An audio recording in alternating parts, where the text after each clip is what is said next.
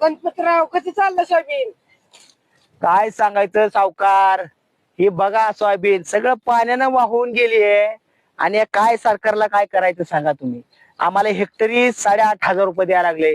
8,500 रुपये मध्ये काय आमचं होतंय? सोयाबीन तर गेली सगळी जळून गेली. हे काय सगळं पाण्याने वाहून गेली सगळी. काय होणार आहे 8,500 रुपयामध्ये? सांगा तुम्हीच गणपतराव, म्हणताय आम्हाला तुम्ही. द्यायला किती वेळ तर घ्या. अहो काय त्याच्यामध्ये सोयाबीनचं पोत बी येत नाही. कसं पेरायचं काय, त्याच्यामध्ये काढायचं काय, खायचं काय, ठेवायचं काय, आणि तुम्ही सांगताय होय. काय आहे सोयाबीन सांगा, सगळी उगून गेली सगळी, पाण्याने सगळी उगून चालली सगळी. काय करणार काय आम्ही? आम्ही काय वरून मागणी करू, काय कमी जास्त देऊ तुम्हाला? बर बर बर, धन्यवाद.